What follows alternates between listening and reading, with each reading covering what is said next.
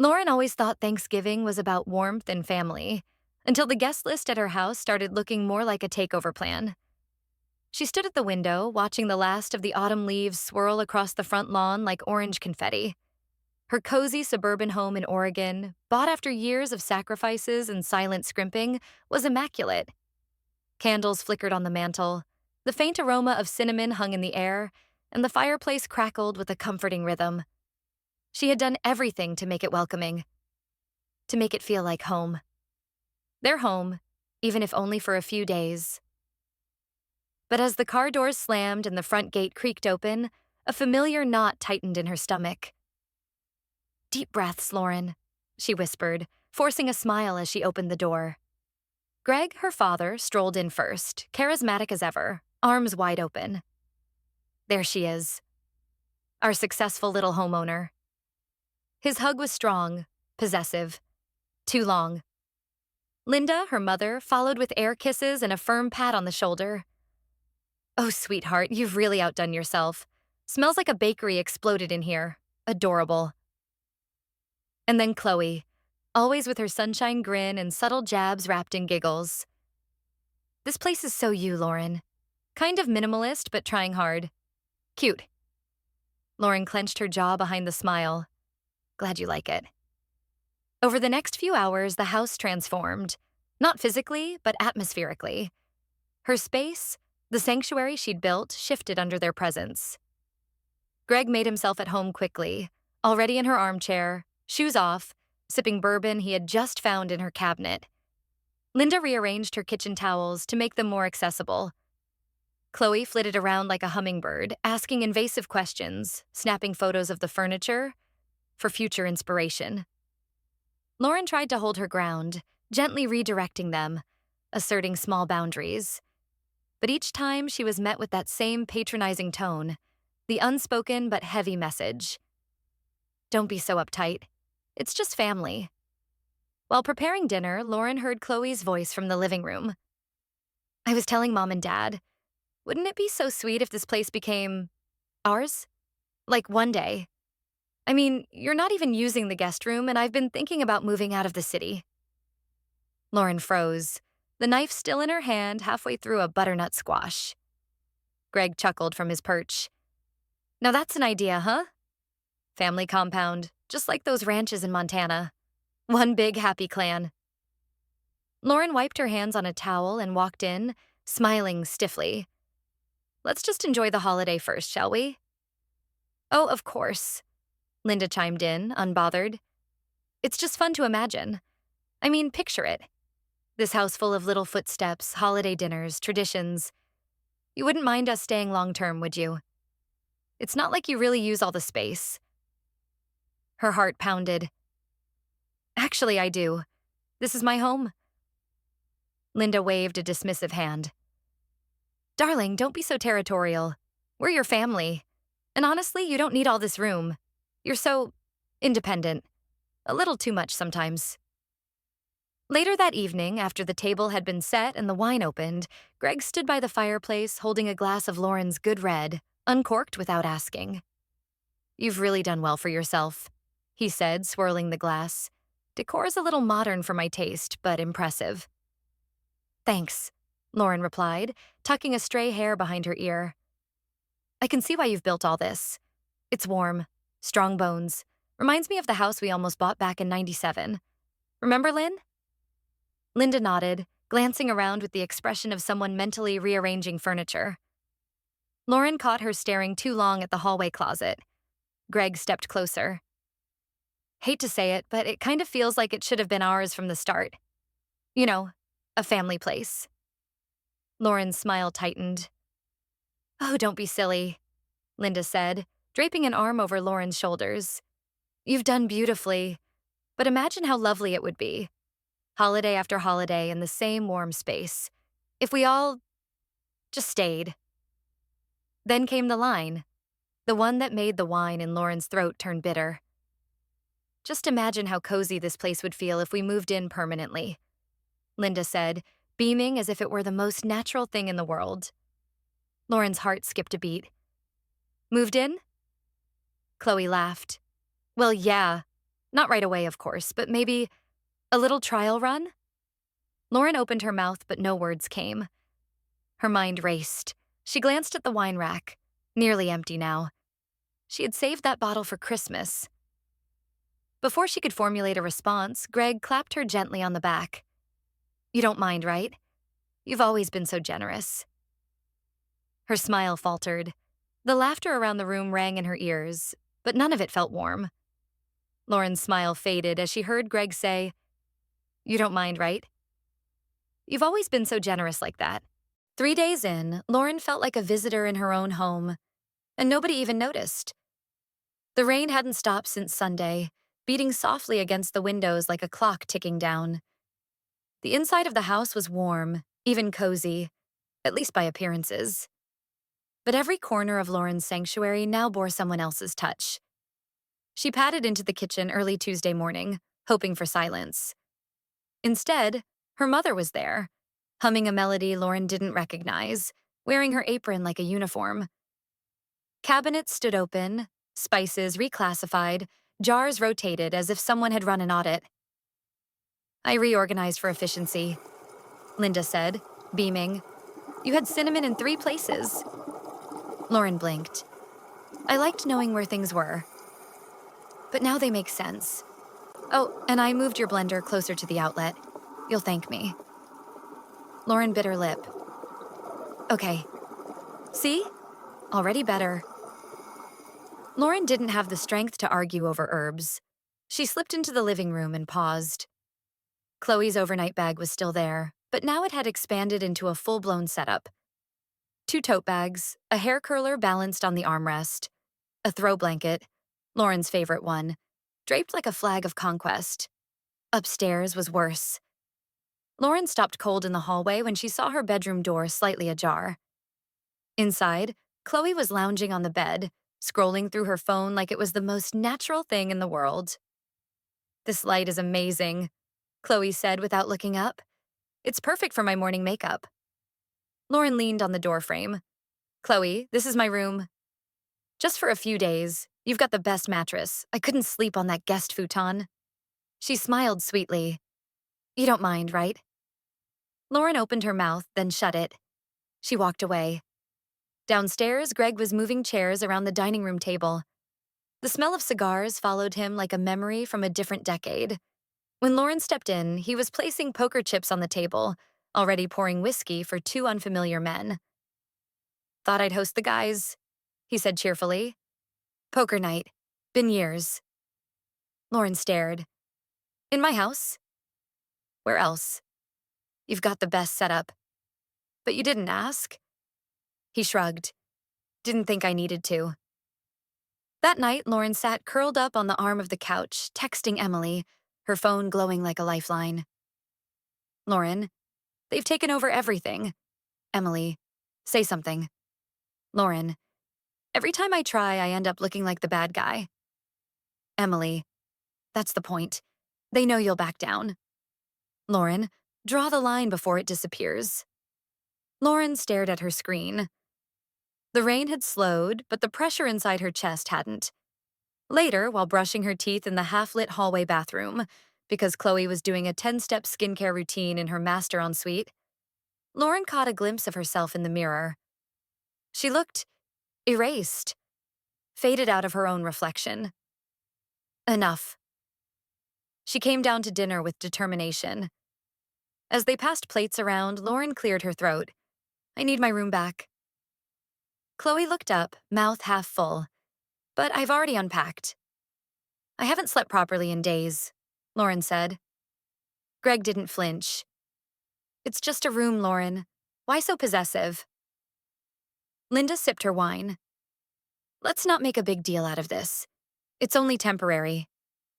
No, Lauren said, voice tight. It's not just the room. It's the kitchen, the schedule, the guests, everything. Well, Chloe said, if you didn't want us to feel at home, maybe don't make your house so welcoming. That night, Lauren wandered into the kitchen for a glass of water. The overhead light flickered slightly. On the table was a folder. Her folder. She frowned.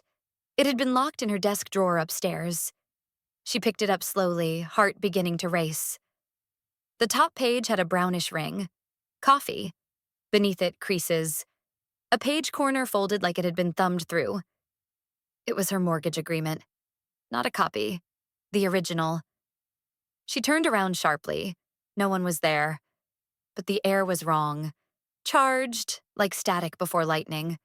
Her breathing quickened. They weren't just intruding, they were planning. On Thanksgiving morning, Lauren awoke not to the smell of turkey, but to the sight of her suitcase by the door. The first thing she registered was the absence of familiar smells.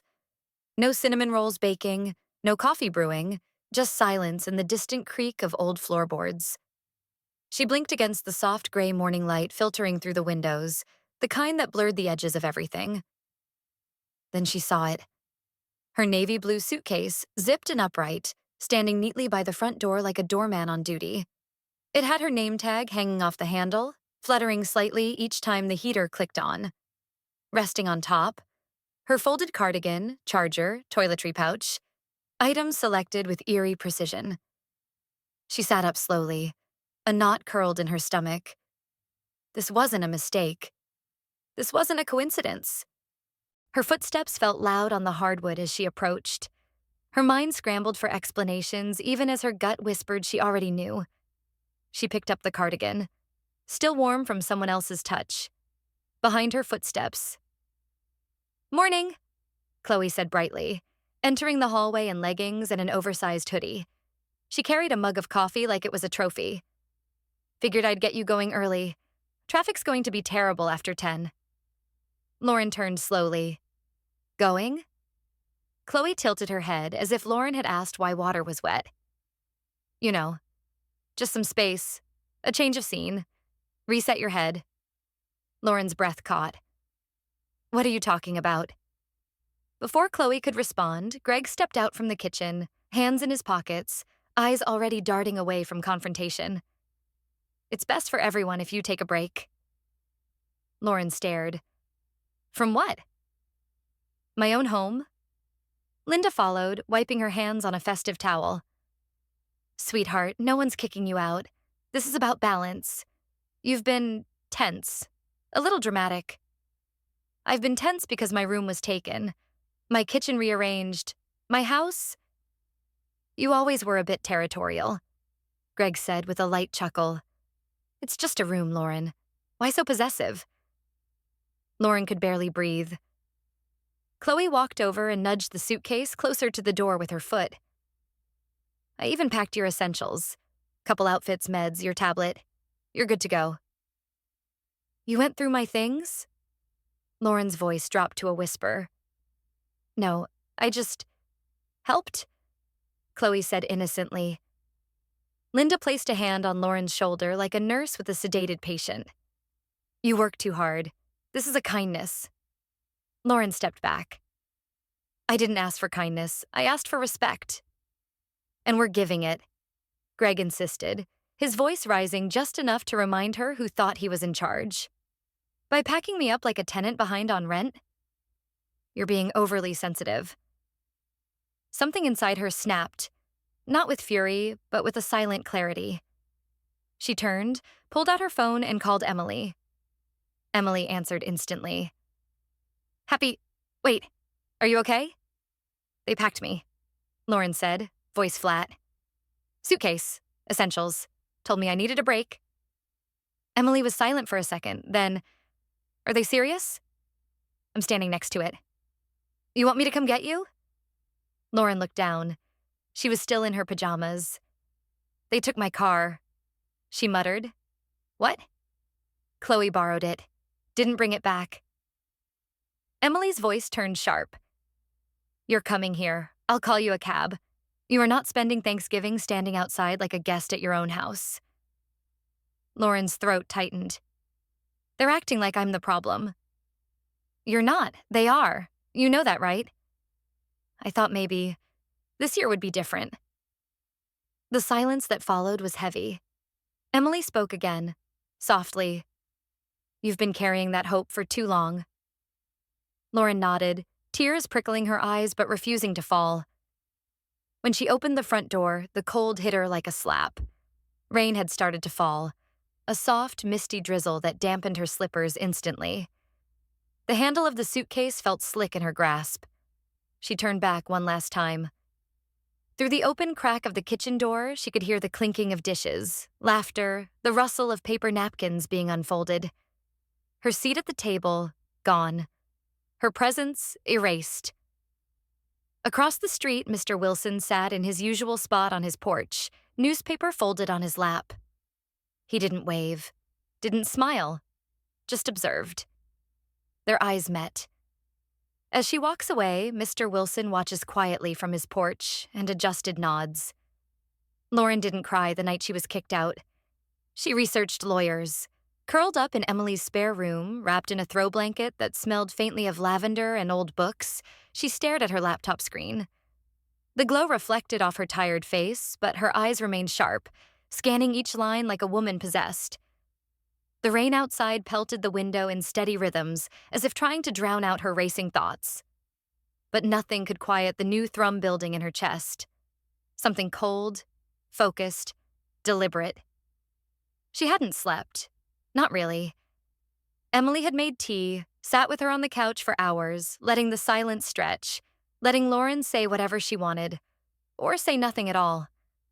At one point, Emily had pulled a fleece blanket over her and muttered, "When you're ready, don't let them twist the story. They're counting on you staying silent." Now, those words echoed in her mind with the weight of prophecy. She clicked open her mortgage folder. For a moment, all she saw were memories. Scanned bank transfers from years ago, the congratulatory email from the lender, even her own excited note to Emily from 2019. Subject line, "It's really mine." She scrolled through statements, her name clearly listed as the sole payer. And then something stopped her. An email dated October 15th, just a month ago, showed a change of mailing address. But it wasn't hers. The new contact info was Greg's. The message had been forwarded from the mortgage company's automated system to a shared family email address she hadn't checked in years. Her chest tightened. She kept digging. Another email from 2 weeks ago. Confirmation of recent communication preferences updated. It had a signature she didn't recognize, but the family email had been CC'd again. The implication was unmistakable. Someone had been altering her mortgage information? Quietly. Deliberately. She stood and paced the small room, trying to shake off the rising panic. Emily was still asleep in the next room. The heater hummed. The digital clock blinked 3:12 a.m. in soft red. Lauren opened a new browser tab and typed, "Real estate fraud lawyer, Oregon." Hundreds of results. She refined it. Property possession dispute, family, Oregon. One name kept popping up. Barbara Herrera. Lauren clicked on the site. Sleek, clean. A tagline beneath Barbara's photo read, "Specializing in the rights of silent stakeholders." She clicked through the testimonials. Most were from women. One story mentioned a brother forging a deed. Another spoke of elderly parents coerced out of property. A pattern, a theme. Lauren clicked contact. She hesitated only for a breath before typing the subject line. Urgent, property possession fraud? The message she wrote was clear, concise, but tinged with raw honesty. She attached the mortgage PDFs, the changed address screenshot, and the snapshot of her initial contract. Her finger hovered over send. Then she clicked. The screen blinked. The message was gone. Hurtling toward someone who might finally understand. She sat back, breathing out, not quite relief, but something close. Morning light filtered through the curtain, gray and soft. Emily shuffled in, bleary-eyed, clutching her coffee mug. She took one look at Lauren and blinked. "Did you sleep?" "No," Lauren said, her voice steady. "But I remembered something." Emily arched an eyebrow. "I paid for that house. Every dollar, down payment, mortgage, even the damn lawn chairs. It's not just emotional anymore. It's legal." A buzz interrupted them. Lauren looked at her phone. A text from Chloe, all sunshine and venom. Hope you're finding time to rest. The house feels so peaceful now. Emily read it over Lauren's shoulder. Wow. Passive aggression in emoji form. Lauren didn't respond. Another buzz. Email notification. It was Barbara. Subject: let's meet tomorrow. Bring everything you have. Behind every mortgage payment was a silent betrayal waiting to be uncovered. The elevator creaked slightly as it carried Lauren to the third floor of the downtown law office. Her fingers clenched the folder tight against her chest, each step toward the unknown rattling louder than her heels on the tile. She hadn't eaten. She hadn't slept. But something inside her had sharpened. Not rage, not grief, resolve.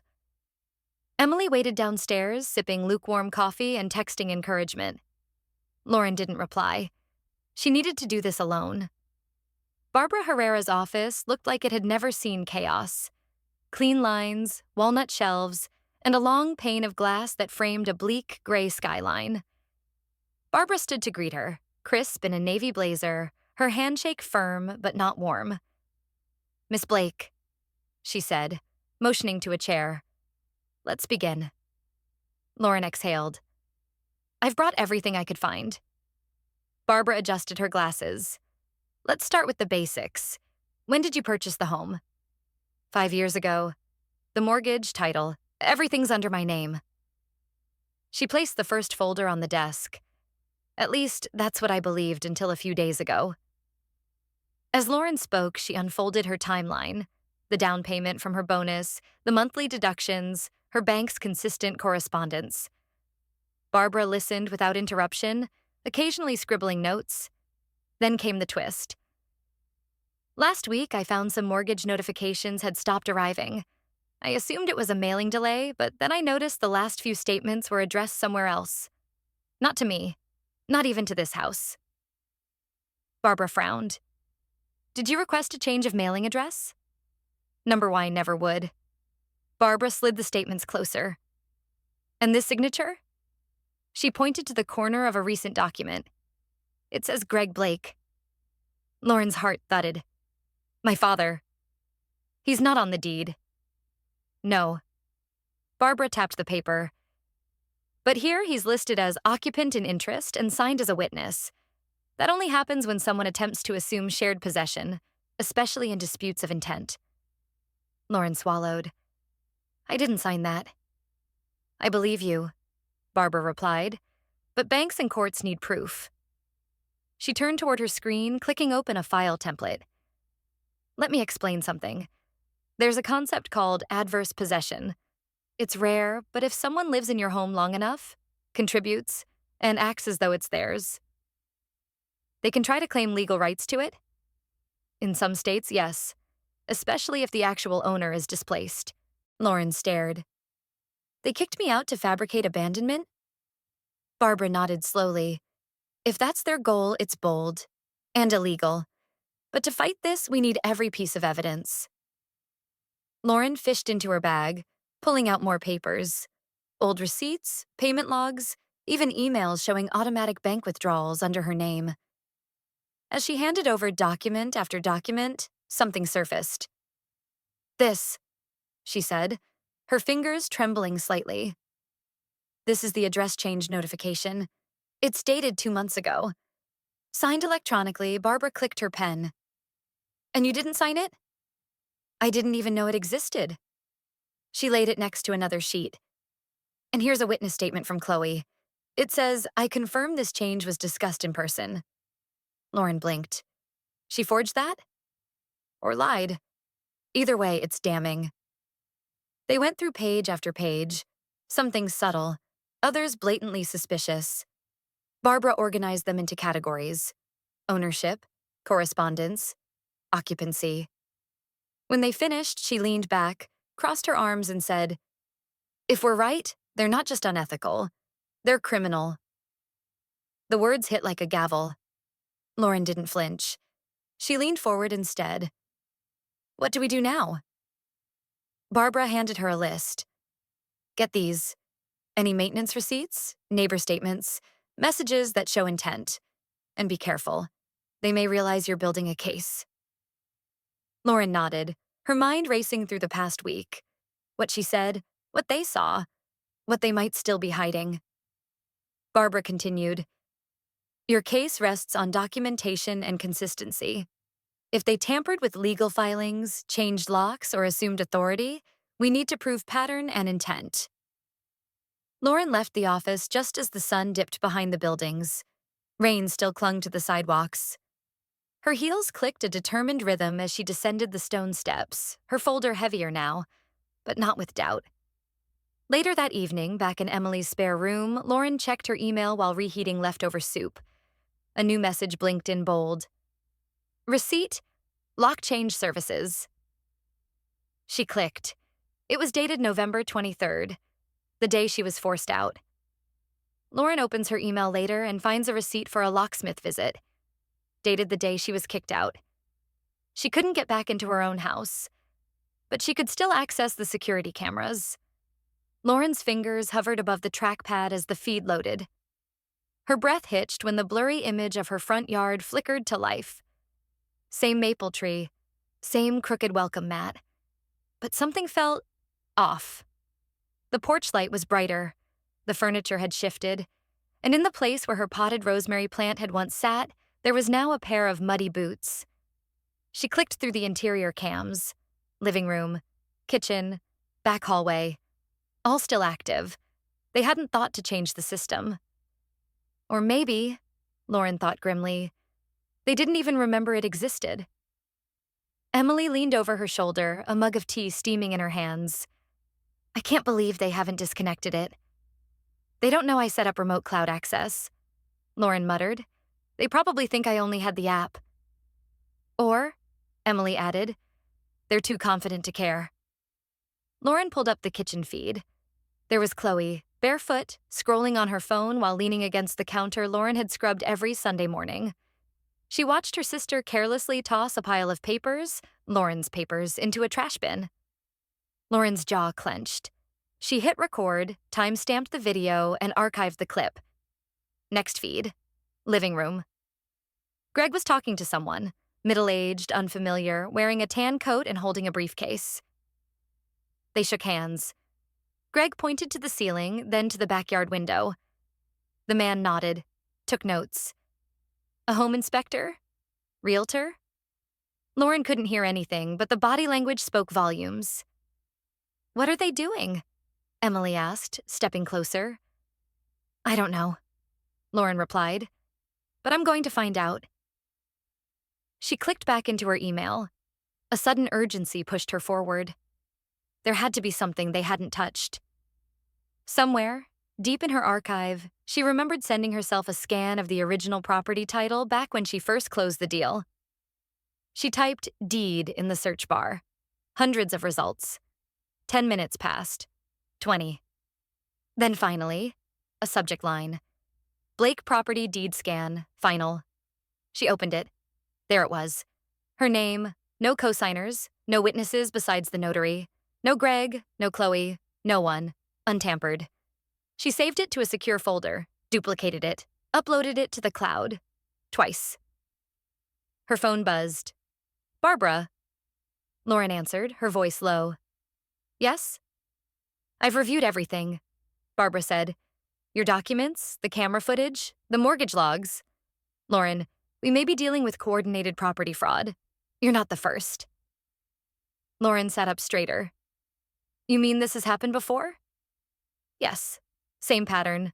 Family members altering paperwork, using abandonment as leverage, moving in quietly, changing locks. But your footage, especially with Greg meeting strangers, could be the proof we need to escalate this to criminal court." Lauren's throat went dry.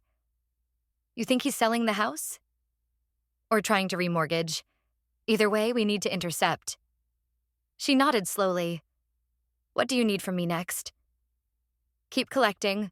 Any receipts, footage, emails. Get a statement from the neighbor, Mr. Wilson, if you can. And Lauren, stay safe. If they sense you're close to stopping them, they might get bold." The line clicked off. Lauren stared at her screen again. Chloe was gone.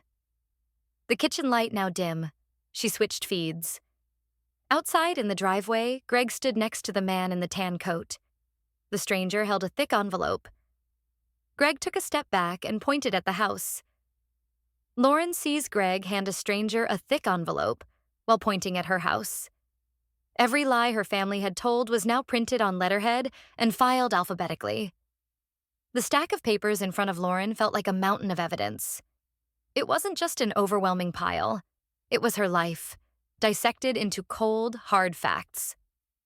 She sat in Barbara's office, the early morning light filtering through the blinds, casting long shadows across the table. The scent of strong coffee lingered in the air, mixing with the subtle metallic smell of the binders and files that now contained every dark corner of her family's betrayal. Barbara flipped through the documents with a practiced hand, her eyes scanning each page, occasionally making a note. Rachel, Barbara's assistant, stood beside the table, adding highlighter to the rows of bank statements and signed contracts. Lauren sat back, feeling strangely detached from the process.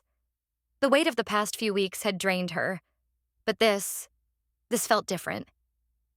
There was power here, something tangible that could finally expose everything. Barbara looked up, her face unreadable. The bank statements you provided were a good place to start. I see Greg made multiple withdrawals, each one from your account with no authorization. She paused, looking at Lauren with an eyebrow raised. This wasn't just someone's mistake. This was premeditated. Lauren nodded, her throat tight. I've been trying to piece it together for days, but I couldn't see what I needed until now. Barbara flipped through another set of statements, highlighting the numbers. And Chloe, she signed for 2 furniture packages in your name. Not only did she make herself an accomplice, but she also ensured that things were being shipped directly to your house. Look here, utility bills in your name also paid out of your account. Lauren felt the tightness in her chest deepen. She knew exactly what she was doing. Barbara didn't respond right away, continuing to sift through the mountain of documents. What strikes me, though, is how this was all coordinated. The notary stamps, here, and here, they're all forged. Someone had access to your files, Lauren. Someone who knew exactly what they were doing. Lauren swallowed hard. Her mind raced back to the moments when she'd been too busy to notice the little things. The offhand comments, the suggestive glances. All those small hints that her family had been planning something behind her back. Barbara reached across the table, her fingers lightly tapping a page. I noticed a pattern. These notary stamps are from various places, none of which should have authorized these documents. The signature isn't yours, but it's someone who had access to your personal affairs. Lauren could feel her heartbeat in her ears. Who would have done this? Greg? Chloe? Not just them, Barbara said, her voice steady. I'm seeing a larger network here. Your sister may have been the one to sign for things in your name, but someone else was pulling the strings. Lauren clenched her fists in frustration, but Barbara wasn't finished. There's more. She gestured for Rachel to hand her another file, which she opened with a swift motion.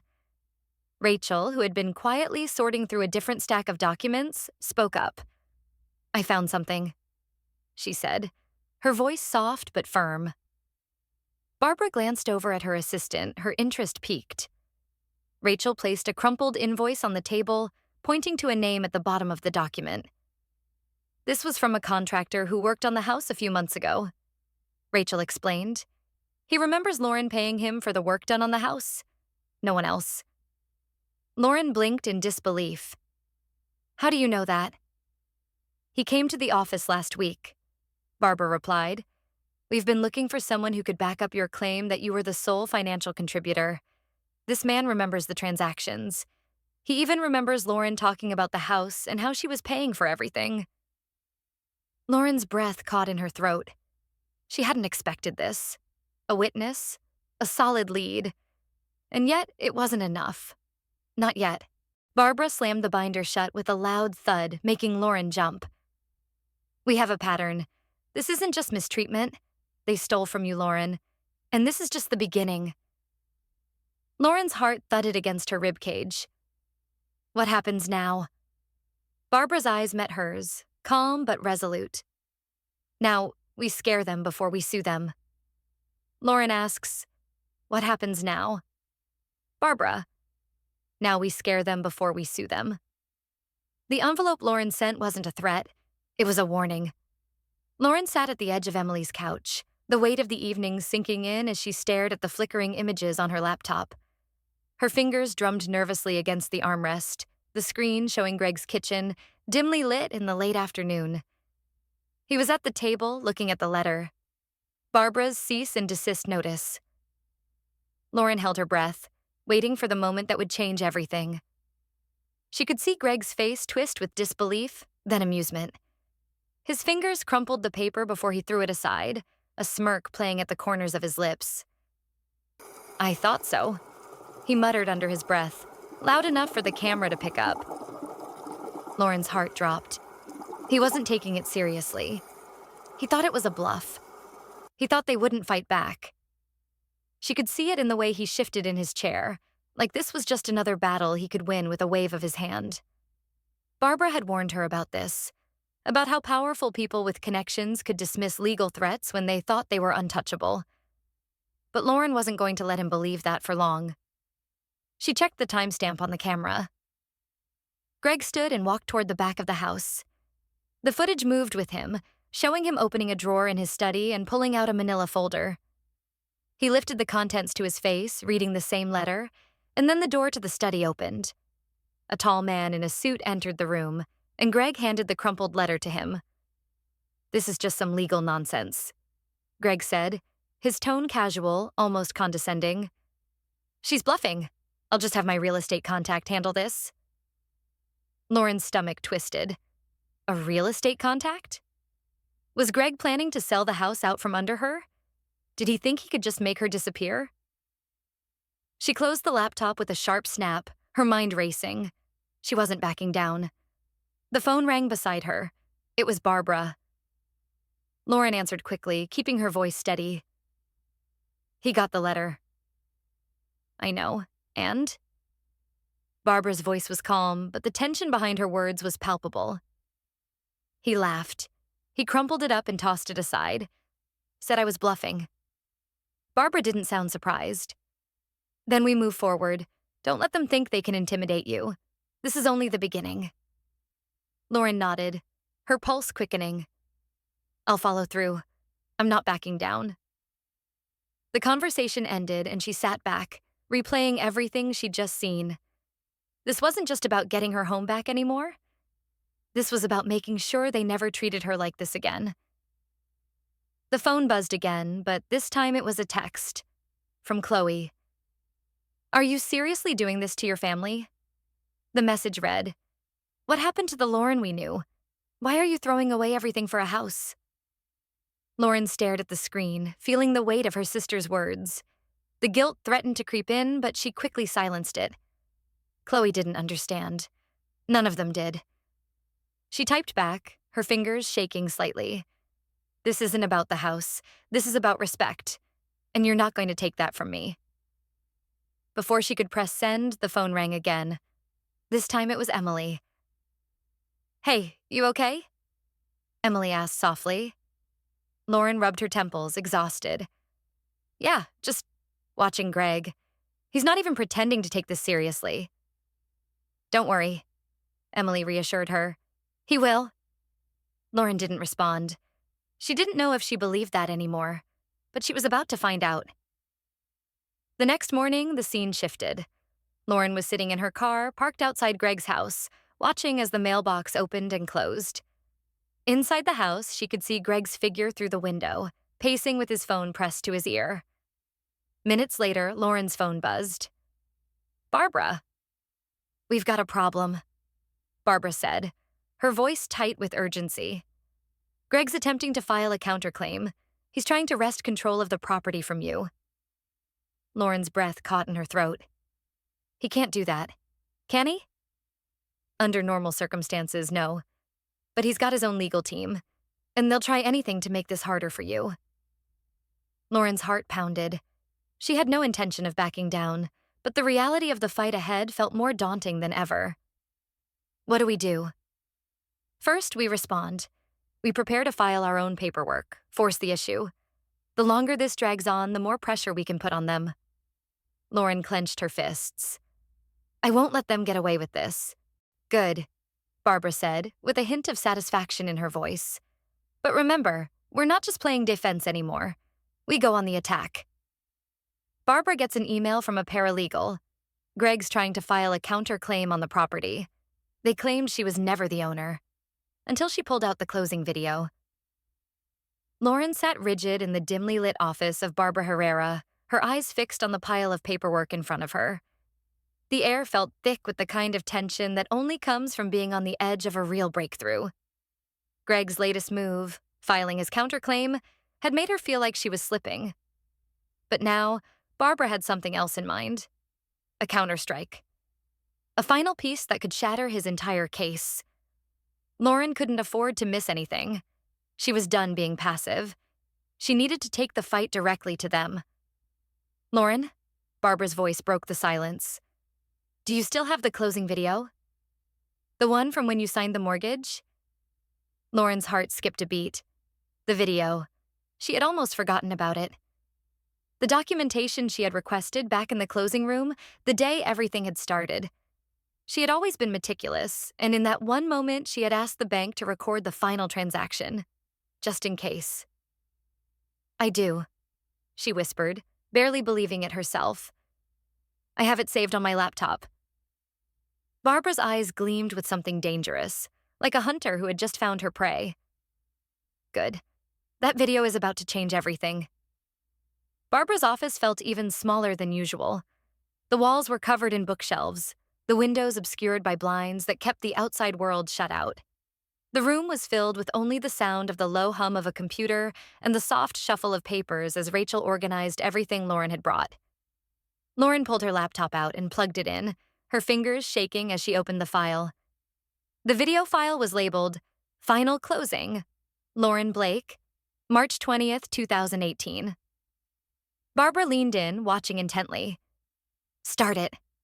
Lauren clicked play. The video began with the shaky image of a bank clerk who was holding the camera to record the final step of Lauren's home purchase. The video captured her as she signed the mortgage papers, her name written clearly on each page. The bank officer's voice filled the video, confirming the transaction, confirming that the home was hers. Lauren had asked for that footage specifically for her own peace of mind. Barbara's gaze never left the screen, her face unreadable. When the video finished, she turned to Rachel. Get a copy of this video and send it to the court clerk. This will shut down Greg's claim. But just as Rachel started to leave, Lauren hesitated. I didn't even know this would be important. It's just a video. How will it help? Barbara smiled, but it wasn't a comforting smile. It was the smile of someone who had just pulled out an ace from her sleeve. Greg's claim, Lauren. He's arguing that you never owned the house. This video proves otherwise. It shows you signing the mortgage. It shows the bank confirming you as the sole owner. This is the smoking gun. Lauren felt a wave of relief wash over her. They finally had him. But there was still work to do. Hours later, they were sitting in the small court clerk's office, waiting for a set of official documents to be handed over. The clerk was a quiet woman, older, with sharp glasses perched on the end of her nose. She skimmed through the files, finally producing the official file for the property purchase. Lauren held her breath as she opened it. There it was, the official closing record. Her name, her signature. It was all there, matching what the video had shown. She had paid in full. She had requested the title be in her name, just as it had always been. Nothing had been altered. Nothing had been hidden. Lauren leaned back, her eyes scanning the page one more time. This is it. We've got them. Barbara was already flipping through the other documents the clerk had given her. Then she stopped. Lauren, look at this. Barbara's voice was sharp, pointing to something in one of the submission papers that Greg had filed. Lauren leaned in closer, scanning the document. It took her a second, but then she saw it. A line in the counterclaim had a forged date, incorrectly formatted. A subtle mistake, but a fatal one. This is it, Lauren breathed, her eyes widening. He forged the date. Not just that, Barbara said, tapping the document. It's the date they're using to prove your abandonment of the property. But this is a mistake that will ruin their credibility. They've just given us the leverage we need. Lauren could feel her pulse racing.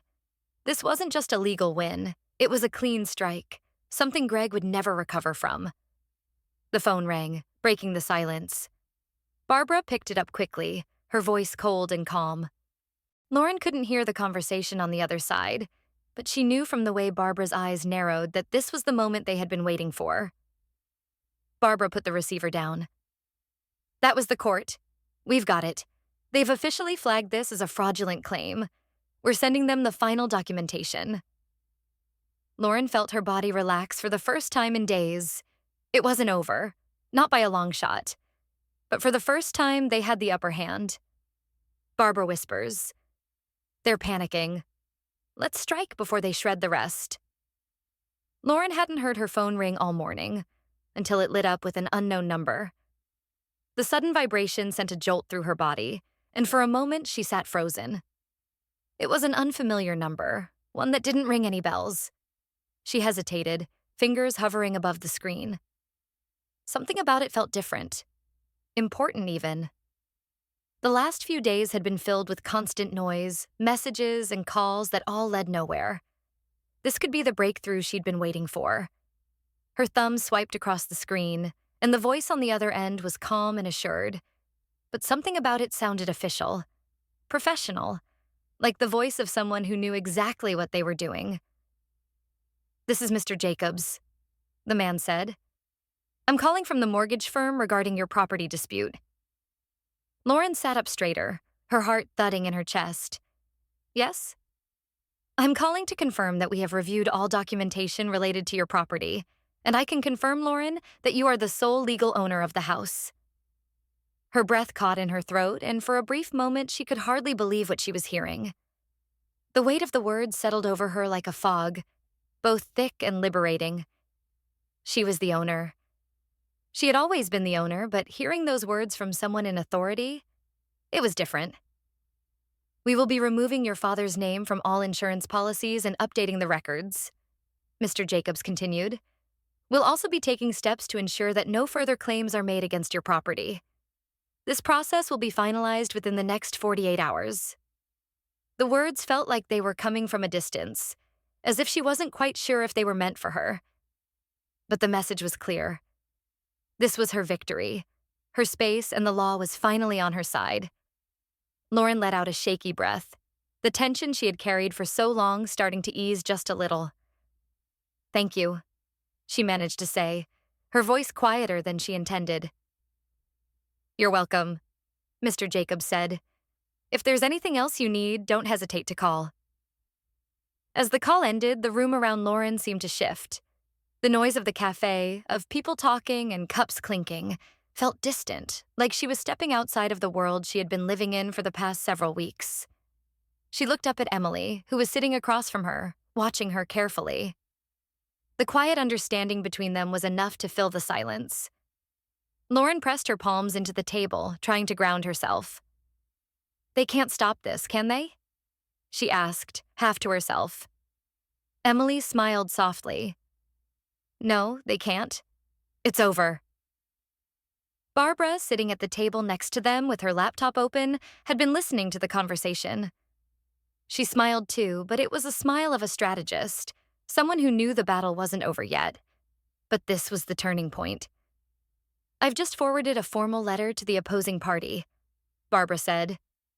It confirms the reversal of their occupancy claim and the legal actions we're taking. They'll receive it within the hour. Lauren's pulse quickened. What happens next? Barbara leaned forward, her hands folded together. Next, we begin the process of repossession. I've already spoken with the court. They'll be served tomorrow. If they refuse to leave, the sheriff will ensure that you get back into your house. Lauren's mind raced as she processed everything. She had already imagined this moment. Her standing at the front door, about to walk into the house that had been taken from her. But the reality of it felt different than she'd thought. There was no dramatic moment, no grand speech. just the cold certainty of the law backing her up. A thought struck her then, something she hadn't considered before. She looked at Barbara. Will they fight it? Barbara shrugged, but her eyes were steady. They can try, but it won't matter. The law is on your side, and they've already made too many mistakes. Lauren's heart swelled. She wasn't waiting anymore. She wasn't the victim. She was the one who had taken control of this situation, who had fought back and gathered evidence when everyone else had dismissed her. So, what happens now? Lauren asked, her voice quieter now, but filled with a quiet resolve. Barbara smiled, her gaze piercing. Now, you get ready to knock on your own front door. Barbara turns to Lauren. You ready to knock on your own front door? The door they locked her out of was the same door she now knocked on, with the sheriff behind her. Lauren stood at the threshold, her knuckles lightly tapping against the wood. The heavy weight of the moment settled over her. This wasn't just a symbolic gesture. This was her reclaiming the space that had once been taken from her, the house she had built and fought for. Behind her, the sheriff's vehicle sat idling in the quiet morning, its siren lights flashing a soft red. The cold November air cut through her jacket as she stood there, her heart thudding in her chest. This was it. The moment she had imagined but had never really believed would come. She glanced at the sheriff, a tall, no-nonsense man who had seen his fair share of domestic disputes, but seemed unfazed by the personal nature of this one. Sheriff Dalton had seen this before. It wasn't just a house. It was a battle of power, of control, of who got to say what mattered. She raised her hand to knock again, but before she could, the door swung open. Greg stood in the doorway, his face twisted in irritation, though the sight of the sheriff made him hesitate. Lauren could see his mind working, trying to calculate his next move, but he knew he was losing. There was no bluff to call here. What's this, Lauren? He asked, his voice thick with feigned confusion. A little much, don't you think? You're going to have us dragged out like criminals? Sheriff Dalton stepped forward, his presence commanding. Greg Blake, this is an official notice, he said, pulling the court order from his jacket pocket and handing it over. You have 15 minutes to vacate the premises. You are trespassing. I suggest you pack your things and leave peacefully. The words were simple, but they landed like a punch. Lauren watched as Greg's eyes flickered to the sheriff and then back to her. For the first time, his mask of control cracked. Linda appeared behind him, her expression wild with panic. She started gathering items from the living room, shoving them into bags with frantic haste, clearly trying to avoid confrontation. But Lauren knew this was just an act. They couldn't escape what was happening now. Greg, Linda's voice was a sharp whisper.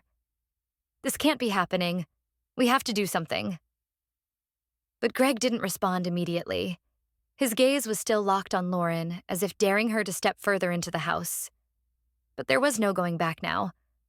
Lauren nodded toward the sheriff. It's all legally mine, she said quietly, but with a steady, unwavering tone. The house, the title, everything. Greg scowled, but it was clear the fight had left him. With the sheriff at his back, he had no leg to stand on. He stepped aside, allowing the door to open fully. Lauren walked in.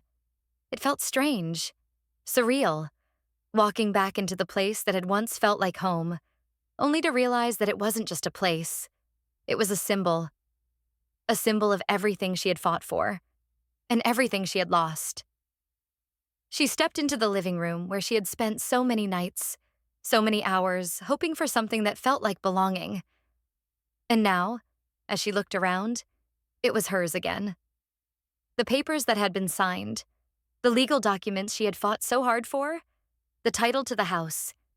It was all hers unmistakably. As she took it all in, her eyes landed on the trash can in the corner of the room. Her stomach dropped as she saw something familiar. It was her childhood photo. Torn and crumbled, carelessly discarded as if it meant nothing. She bent down, picking up the mangled picture from the trash. Her younger self, smiling in a school photo, was now distorted by the harshness of the tear. It felt like a final insult, a reminder of how her family had discarded her, tried to erase her, and it made the triumph of standing here even sweeter. The sound of the door creaking open behind her pulled Lauren out of her thoughts. It was Chloe. She stood silently at the bottom of the stairs, her eyes fixed on Lauren but saying nothing. Her gaze was distant, like she was unsure whether to be angry or resigned. "Are you leaving?" Lauren asked, her voice quiet but steady. Chloe didn't answer. Instead, she just stared, her expression unreadable. It didn't matter. Lauren had nothing left to prove to her. The sheriff cleared his throat. "I'd suggest you hurry up," he said, his tone businesslike. "You've got 15 minutes, and if you're still here after that, we'll be taking further action." Greg's jaw tightened as he grabbed a bag from the counter and stormed out of the room. Linda followed quickly, still frantically trying to salvage the remnants of her dignity, though it was clear to everyone in the room that it was long gone. As the door slammed behind them, Sheriff Dalton turned to Lauren. "You want to press charges for trespassing and mail fraud, or just evict them civilly?" Lauren paused for a moment, her hand still clutching the torn photo. Her heart beat fiercely in her chest, but the decision was clear now. She had already fought so much for this house, but there was no reason to drag this further. "No need for the charges," she said, her voice quiet but resolute. "Let them go. They're already defeated." Barbara's voice crackled in her ear through the phone, her words a simple echo of what had just happened. "You did it, Lauren." Lauren smiled to herself, a deep, powerful smile that had been a long time coming. "Yes," she whispered. "I did." "Sheriff, want to press charges for trespassing and mail fraud? Or just evict them civilly?"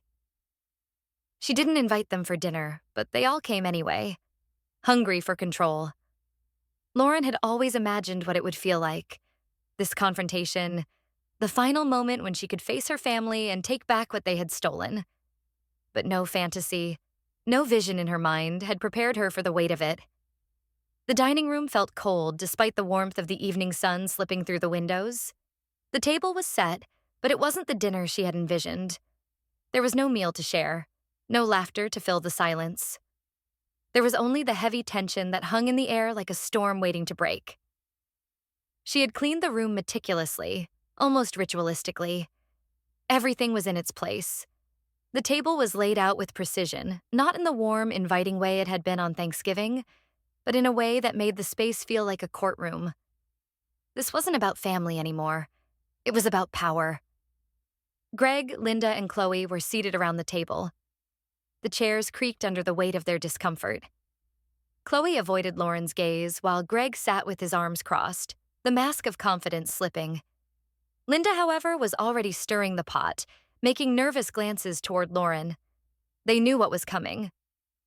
Lauren stood at the head of the table, her back straight, the contract she had prepared lying in front of her, waiting for the right moment. Emily, seated to the side, her phone tucked away, offered nothing more than silent support. Lauren had done this alone, but she wasn't alone now. She had her own strength, and the law on her side.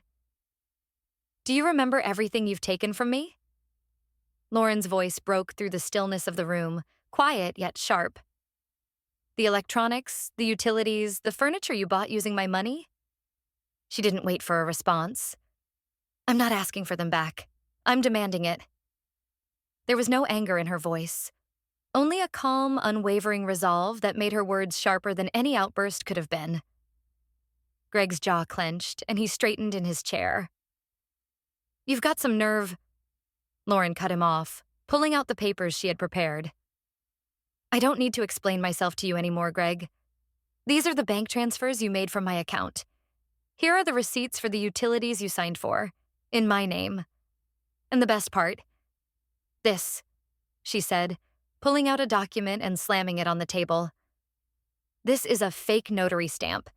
You didn't just steal from me. You forged documents. This is fraud." The room fell silent. For a moment, it felt as though even the air had thickened, heavy with the truth that hung in the balance. Lauren's eyes moved from Greg to Linda, then to Chloe, who was still sitting there, her hands nervously twisted in her lap. Barbara's voice broke the silence from the laptop on the table. We've gathered enough evidence to press charges, but we're offering one last chance to settle this out of court, she said, her tone firm but calm. You have until Monday to make things right.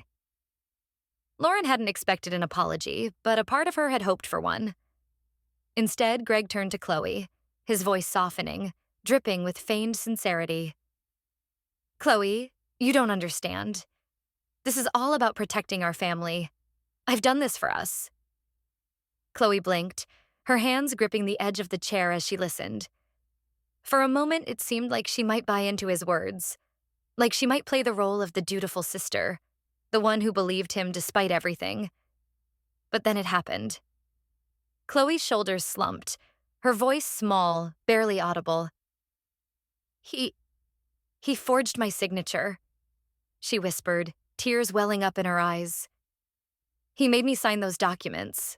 I didn't know he was doing this. Her hands trembled as she looked at Lauren, her voice breaking. I'm sorry. I never meant for any of this to happen. Lauren's heart twisted, the weight of Chloe's admissions sinking in.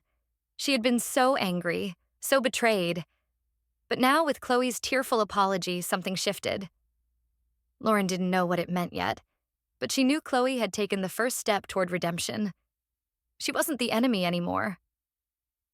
Before Lauren could speak, Linda's voice cracked, high-pitched with panic. This isn't how this is supposed to happen. This is a family matter, Lauren. She was standing now, pacing frantically around the table. We didn't mean for things to go this far. You don't understand. You've never understood us. Before Linda could continue, she stopped, her eyes widening as she saw Lauren's hand slide the contract toward her. The sharp, unmistakable clink of a pen hitting the table echoed through the room. Sign here, Lauren said, her voice steady and unflinching. Or on Monday, I press charges for fraud, trespassing, and forgery.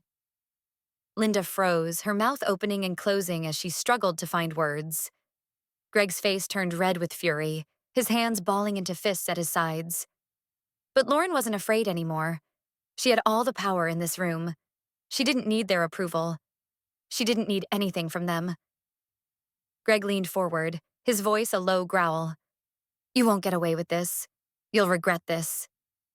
Lauren didn't flinch. She met his gaze evenly, her eyes unshaken. Sign the contract, or face the consequences. Lauren pushes forward a contract. Sign here, or I press charges Monday. Greg spent a lifetime building lies. Lauren only needed 1 week to bring them down. The phone vibrated, its incessant buzzing pulling Lauren from her thoughts as she sat at the kitchen table, her fingers tracing the rim of her coffee mug. The past few days had felt like a blur, a surreal series of events she had never imagined possible. But here she was, finally standing on the other side, watching as the world Greg had built around him started to crumble. The email on her screen was a stark reminder of how quickly everything was falling apart. Greg's employer had received the legal notice Barbara had sent, informing them of the investigation into his fraudulent actions. It hadn't taken long for the dominoes to start falling. Greg's suspension was immediate. Lauren couldn't help but feel a quiet satisfaction at the turn of events. For years, Greg had used his position to control others, to manipulate situations in his favor. Now, he was no longer in control. At the same time, her thoughts flickered to Linda. Lauren had imagined what it would feel like to confront her mother, to call out the manipulation and deceit that had been hidden behind sweet smiles and polite words. She hadn't anticipated how small Linda would look in the face of everything that had come to light. The scene shifted to Linda, standing at her desk in a cramped real estate office. Her fingers trembled as she opened the email on her computer. The notification was simple, almost clinical, but the impact was immediate. Assets frozen. She stared at the screen, her breath shallow as the weight of the words settled in. Linda had always been able to hide behind Greg's power. She had relied on him to smooth over the messes she made, to make sure the family's name remained untarnished. But now, all of it. Every small deception, every time she had used Lauren's credit for her own gain, was coming back to haunt her. Her head swam with the sudden realization that her world was as fragile as glass. One wrong move, one mistake, and it all shattered. And it had shattered. She wasn't just losing control over her finances, she was losing everything that had once made her feel invincible. Meanwhile, across town, Chloe was sitting alone in her apartment, the silence pressing in on her. She stared at her phone, her finger hovering over the keyboard, unsure of how to start. The past few days had felt like a whirlwind. First, she had defended her family. Then she had found out she had been a pawn in their scheme. She had spent hours replaying the conversations in her head, the lies she had told herself, the moments she had chosen to ignore the truth. But now, the truth had come crashing down on her. She had to do something about it. With a sigh, she typed out a message to Lauren. "I'm sorry. I've been so blind. I can't believe I ever sided with them. I'm moving out and I'm posting an apology online. I know it's not enough, but I have to do something." She hit send before she could second-guess herself. Then, feeling a mixture of relief and sorrow, Chloe stood up from the couch and began packing. The weight of her actions had finally caught up with her, and it felt like a burden she could no longer carry. Back at her own apartment, Lauren picked up her phone as a new message came through. It was from her estranged uncle, who she hadn't heard from in years. His words were simple but meaningful. "I heard what you did. You've always been the strong one, Lauren. Don't let anyone make you feel small. You did the right thing." The message didn't change everything. It didn't fix the years of resentment, the years of being ignored by her family. But it was a reminder that even though her family had torn her down, she was not alone, and she was not wrong. The next day, Lauren logged into the title deed registry site, her heart racing as she typed in her name. She had been waiting for this moment, waiting for the confirmation that she had finally, legally, won. When the page loaded, she saw it, right there in front of her in bold letters. Owner, Lauren Blake. Soul. Her breath caught in her throat. For a moment, she just stared at the screen, her eyes tracing the words again and again. It wasn't just a house. It was everything she had fought for. And it was hers. But as she sat back in her chair, her phone buzzed again. It was Barbara. "Lauren?" Barbara's voice was calm, almost too calm. "We're still missing one thing. The forged deed Greg submitted last year. Where is it?" Lauren's heart skipped a beat. She had suspected that something was off.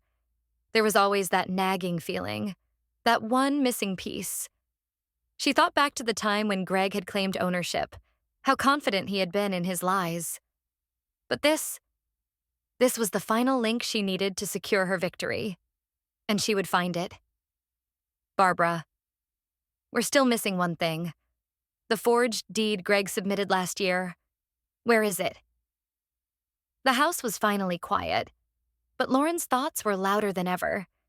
She had always thought that the quiet would be a relief, that once everything had been settled, once the legal battles were over, the house would finally feel like a home again.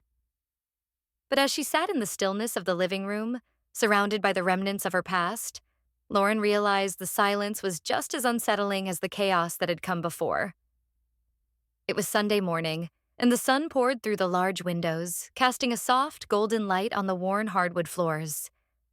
The light felt warm, but it didn't reach the cold spots in her heart, the spaces that still held the remnants of betrayal. She stood up slowly, her gaze lingering on the boxes stacked neatly in the corner of the room. Boxes that held memories. Old photographs, trinkets, and letters from a time when she still believed her family's love was unconditional. She hadn't realized how much she had left behind until now. The house, the one she had paid for with her own hard work, had always been a place she had shared with them, the people who were supposed to be her family. But now it was just her.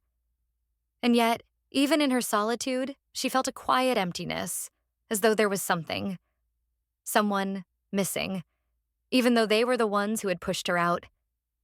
Lauren moved through the rooms, cleaning and restoring personal spaces, carefully packing away remnants of her life. In the kitchen, she wiped the counters, the once vibrant tiles now dull with time. She glanced out the window at the garden, now overgrown, and for a moment she thought she saw her younger self standing there, waiting for someone to come and help her tend to the space. But the vision faded quickly, replaced by the harsh reality of her present. It was still hard to reconcile who she had been with who she was now. The woman who had once believed in her family's love, in their care and their devotion, had that person really existed? Or had she been living in a dream?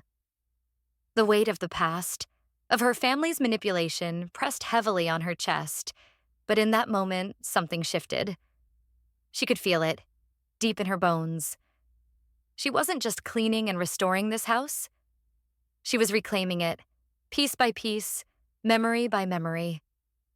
Lauren's phone buzzed, snapping her out of her thoughts. She picked it up, seeing Emily's name on the screen. "Hey, you up for some company?" Emily's voice was a welcome sound. Light, carefree, everything Lauren had needed during these last few weeks. "Yeah, come on over," Lauren replied, her voice steadier than it had been in days. "I could use some coffee." Minutes later, Emily was at the door, her smile as bright as ever, holding 2 cups of coffee in each hand. She stepped inside, her eyes immediately landing on the stack of boxes. "Looks like you've been busy," Emily remarked, setting the coffee down on the kitchen table before giving Lauren a quick hug. "I'm getting there," Lauren replied softly, "just trying to make sense of everything." Emily gave her a knowing look. "I get it. You're trying to find your place again. You're doing the right thing." They sat down together at the table, and for a moment the weight of everything faded into the background. It felt like old times, like before the world had shifted beneath her feet. Emily's laughter filled the air, her presence a small beacon of light in the otherwise heavy silence that had once dominated this house. Lauren took a deep breath, letting the warmth of the coffee and the company sink in. She had fought so hard to get here, to this moment. And now, with Emily by her side, it felt like she was taking the first step toward healing. Her phone buzzed again, interrupting the quiet moment between them. Lauren glanced at the screen and saw a message from Chloe. "Lauren, I know I failed you, and I will never be able to undo what I've done. I am so sorry. I'm leaving the house and I'm leaving everything behind. I don't expect forgiveness, but I do want to make things right.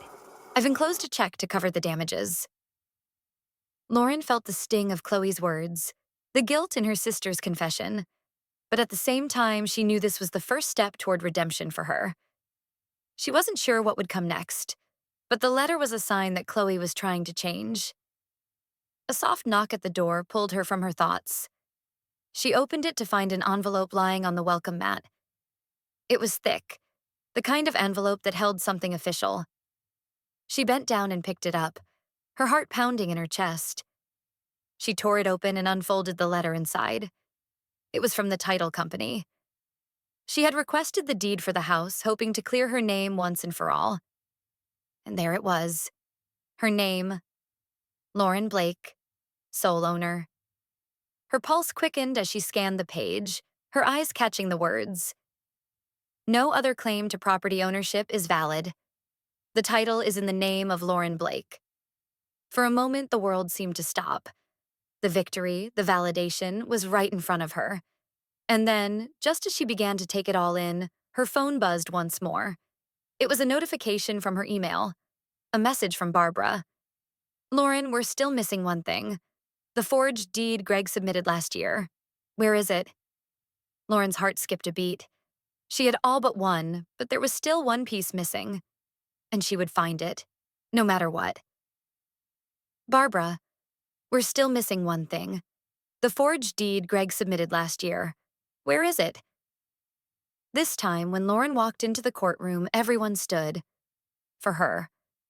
The tension in the air was palpable as Lauren made her way toward the center table, her heels clicking sharply against the marble floor. She had been through so much to get here. The whispers, the betrayal, the sleepless nights spent gathering evidence. But none of that mattered now. Today, she was finally standing in the place she had earned. This time, the eyes in the room weren't looking past her. They were looking at her. All eyes were on Lauren Blake, the woman who had fought tooth and nail to reclaim not just her home, but her dignity. Barbara was already at the table, her usual composed demeanor intact. Lauren sat down beside her, her heart pounding, but this time it wasn't out of fear. It was anticipation. The culmination of all her struggles was about to unfold, and there was no turning back. The courtroom buzzed with an undercurrent of whispers. Greg sat at the defendant's table, his posture stiff, his face a mask of arrogance. Linda sat beside him, her eyes darting around the room, still trying to project an air of control, but the cracks in her facade were too visible now. The judge, an older woman with glasses perched on the edge of her nose, surveyed the room, her gavel poised. The media had filled the back rows, cameras flashing intermittently, capturing every moment of what was about to be a landmark case. This was no longer just about Lauren and her family.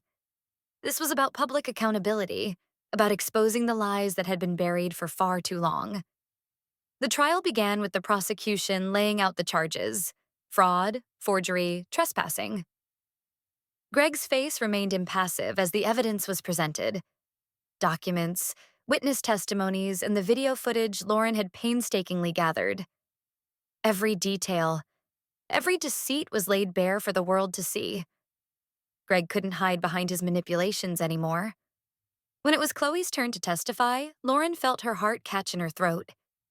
She had known this moment would come, but seeing her sister stand in front of the judge, visibly shaking but resolute, was a different story.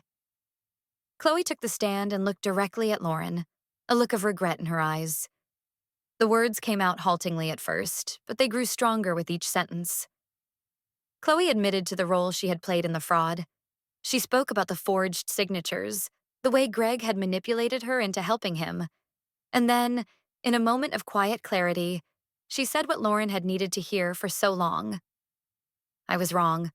I should have stood by you from the beginning. I'm sorry, Lauren. I truly am."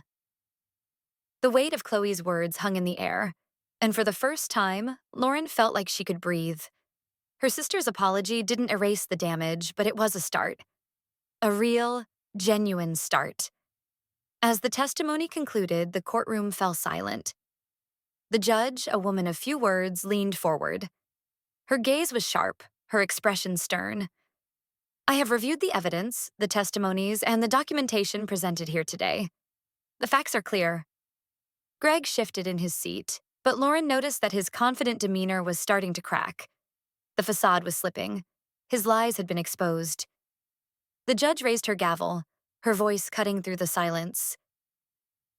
"The rightful and only owner of this property is Lauren Blake. All claims made by the defendant, Greg Shipman, are dismissed. He is hereby banned from entering this property and is to pay restitution for damages." Lauren's breath caught in her throat.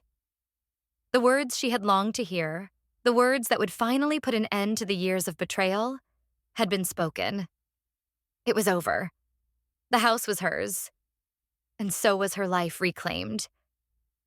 But just as Lauren began to feel the weight of the moment, Linda stood up, her face flushed with fury.